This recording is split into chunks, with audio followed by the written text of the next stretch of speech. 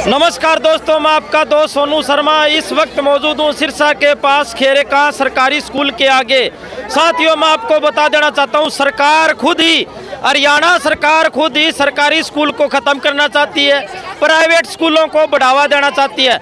इसका ताज़ा उदाहरण खेरेका का सरकारी स्कूल है। साथियों, मैं आपको बता देना चाहता हूँ, यहाँ पर 2 ही अध्यापक हैं, जबकि 3 अध्यापकों की कमी नज़र आ रही है। लगातार काफ़ी समय से 3 अध्यापकों की कमी नज़र आ रही है, जिसके चलते यहाँ पर ग्रामवासियों ने स्कूल का गेट बंद कर दिया है और इसके साथ साथ यहाँ पर धरना लगा कर बैठ गए हैं। इनका कहना है शिक्षा हमारा अधिकार है, हम ये अधिकार लेकर रहेंगे, शिक्षा से हमें वंचित ना रखा जाए और हरियाणा सरकार से गुजारिश करते हैं कि हमें शिक्षा का अधिकार दिया जाए। आप देख सकते हैं किस तरीके से यहाँ पर छात्राएं हैं वो आगे स्कूल के आगे धरना देकर बैठ चुकी है। आप देख सकते हैं। नमस्कार बेटा, क्या नाम है? लितिका। हाँ जी, कितने अध्यापकों की कमी है? 5। कितने अध्यापक है आपके स्कूल में? हमारे 4 हैं, 2 हमें पढ़ाते हैं और बाकी तो ड्राइंग के हैं। 9th और 10th में ड्राइंग है नहीं, इसलिए वो हमें नहीं पढ़ाते। तो कितने समय से कमी है? ये कुछ 2-3 महीने से। और हमें 12वीं तक स्कूल चाहिए है। हमारे स्कूल में पढ़ाई होनी चाहिए अच्छी तरीके से और हमें सफाई चाहिए। हम सुबह आके सफाई करते हैं। आप खुद करते हो सफाई? हाँ, क्लास में सफाई करते हैं खुद। और टॉयलेट हमारे गंदे हैं इतने कि सफाई करने वाले कर्मचारी भी नहीं है हमारे स्कूल में, हमें खुद को करने पड़ते हैं सब कुछ। ये साथियों, आप देख सकते हैं किस तरीके से दुर्भाग्य की बात है। हमारे जो सरकारी स्कूल है वहाँ पर स्टूडेंटों से सफाई करवाई जाती है, अध्यापकों की कमी है। किस तरीके से हमारा जो देश है उसके सरकारी स्कूल है वो आगे बढ़ पाएंगे? प्राइवेट स्कूल को बढ़ावा हरियाणा सरकार खुद दे रही है, क्योंकि यहाँ पर सुख सुविधाएं नहीं है और इसके साथ साथ अध्यापकों की भी कमी है। और भी हमारे साथ मौजूद है। हाँ बेटा, क्या नाम? आयुषी। हाँ जी, हाँ जी, क्या 12वीं तक हमारे स्कूल में टीचर्स नहीं है। 12वीं तक स्कूल होना चाहिए और इंग्लिश और एसएस के वो नहीं है, टीचर नहीं है। मैथ के तो हैं। साइंस के सर, हमारे प्रिंसिपल सर भी अब जाने वाले हैं। हमें क्लास में हम खुद ही पढ़ाते हैं, 1-2 हम पढ़ा देते हैं वैसे। और ग्रामीण मौजूद हैं, उनसे जानने की कोशिश। नमस्कार जी, क्या नाम है? राम कुमार खेरेका जी। हाँ जी। जिस दिन से ये सरकार आई है, इसने किसान को, मजदूर को, स्टूडेंटों को, किसी गरीब आदमी को, इन्होंने ये नहीं सोचा कि ये किसी ढंग से अपनी रोटी खा ले आराम से। हर एक ढंग से प्राइवेट सिस्टम कर लो, ये कुछ कर लो, सारा देश बर्बाद कर दिया इन लोगों ने। और ये गांव के लोग भी हैं, बड़े आदमी होते हैं कि भी कल मैं बन जाऊँ, धरवाओ कर देंगे। इस गांव में हमारा कम से कम 30 साल होगी पंचायतें बनते हुए। 1 साल के अंदर हुड्डा के राज में मैंने इस गांव में 3.25 करोड़ रुपए सीधे ग्रांट के लेके आया और 1 पैसा किसी को मैंने खाने नहीं दिया। मतलब आज भी इंक्वायरी करवा सकते हैं उन रोडों की, और आप देख के जाओ गांव में कोई गली नहीं, यहाँ रोडों की बात नहीं हो रही है, यहाँ शिक्षा पर बात हो रही है। शिक्षा की मैं सारी बता रहा हूँ। और शिक्षा के ऊपर भी इतना बुरा हाल कर रखे है जब से ये सरकार है। मैंने एक ही बात पहले बता दी थी भाई, शिक्षा ही पर मैं कह रहा हूँ, इन लोगों के घरों में पैसे आते थे, गरीब बच्चों को पढ़ाने के लिए पैसे आते थे, आज किसी को भी कुछ नहीं। आप जैसे बड़े बुजुर्ग गांव के लोग आवाज क्यों नहीं उठाते? क्यों नहीं उठाते आवाज? ये बोल रहे हैं, जब आज बोले तो हम आगे, आज ये बोले हम आगे, आज इनके साथ रहेंगे, लठ लेके साथ रहेंगे। पक्की बात है, बिल्कुल पक्की बात है। अब आपने जो जबान से कह दी ना, उसमें 1% भी होने वाली बात नहीं है। चाहे मेरा नुकसान हो, मेरा फायदा हो, कुछ भी हो, हमें कोई परवाह नहीं। क्या नाम है? राजेंद्र। हाँ जी। हाँ जी। कितने सालों से जो कमी आ रही है, टीचरों की कमी आ रही है, गांव के लोगों द्वारा कोई एक्शन नहीं लिया गया, क्या कहना चाहते हैं? ये तो मुझे तो पता ही आज लगा है सर, इससे पहले कोई बात आई नहीं मेरे आगे स्टाफ की कमी की। चौकीदार नहीं है, इस बारे में कोई पता ही नहीं था, किसी ने कोई मांग ही नहीं उठाई थी। साथियों, सिरसा के पास खेरेका गांव है, यहाँ पर सरकारी स्कूल की हालत है वो बद से बदतर होती जा रही है। और किस तरीके से यहाँ पर आपको मैं बता देना चाहता हूँ, यहाँ पर आम आदमी इकट्ठे हो चुके हैं और धरने पर बैठ चुके हैं। और आप देख सकते हैं। हाँ जी, क्या नाम है जी आपका? सुखप्रीत कौर। हाँ जी, क्या कहना चाहोगे? सर, हम तो ये स्कूल के मुद्दे पर हमारी चर्चा है।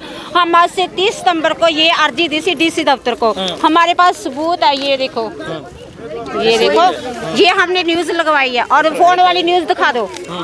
हमने यूट्यूब पर लगवा रखी थी, ये देखो हमारी न्यूज़। लेकिन हमने उसे 1 हफ्ते का टाइम दिया, उसके बाद हमें उसे फिर गए, फिर उन्होंने हमने 15 दिन का लिए, लेकिन अभी तक वो स्टाफ आया नहीं है और एक ना कोई सुनवाई हो रही है। और प्रिंसिपल आज आए 3 महीने के बाद। तो हम लोगों के दिल में यही है, जो प्रिंसिपल आया है, प्रिंसिपल 3 महीने बाद आए। हाँ जी, वो रिटायर हो चुके थे। और फिर उसके बाद जो प्रिंसिपल आज आया ना, तो हमारे मन में यही डाउट हो रहा है कि क्योंकि टीचर 3 महीने हो गए, सैलरी नहीं आई हैगी, कि वो सैलरी कटवा के वो चलाना चाहिए, भी उसे परमानेंटली जहाँ रखा जाए। तो हमारे बच्चों का भी ये आप देख सकते हैं साथियों, मैं आपको दिखाना चाहूँगा किस तरीके से गांव के लोग इकट्ठे होकर डीसी साहब से मिलते हैं और गुजारिश करते हैं कि हमारे बच्चों का भविष्य खराब होता जा रहा है और इसके साथ साथ सरकारी स्कूल में टीचरों अध्यापकों की नियुक्ति की जाए।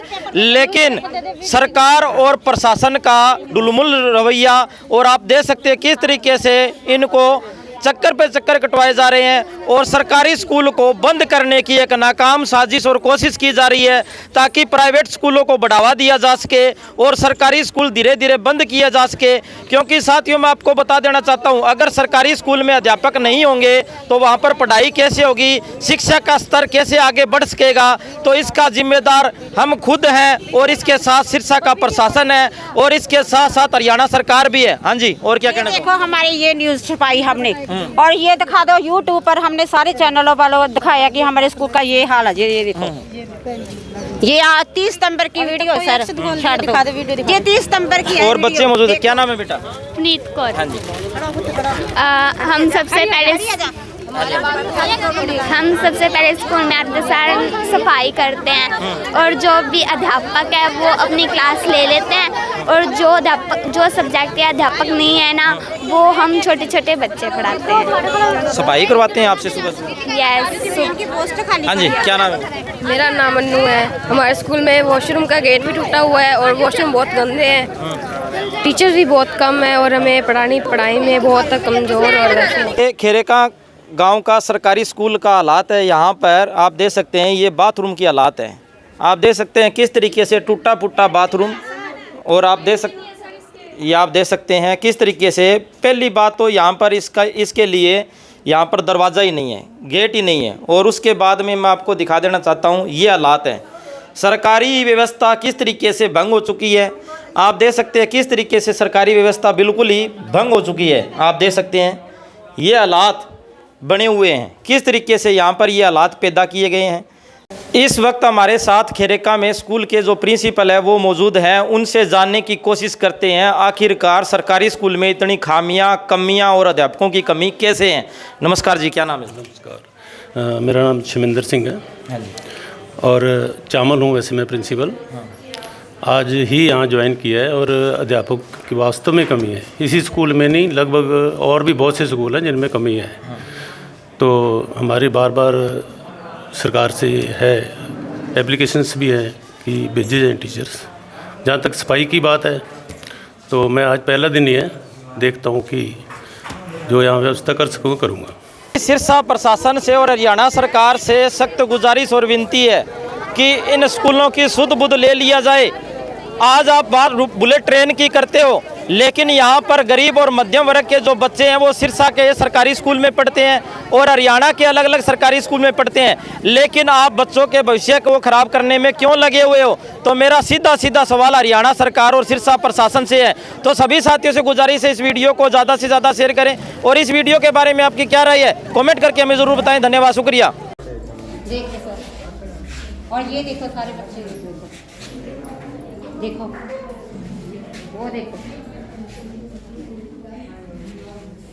बस मैं आ गया 2 मिनट जी।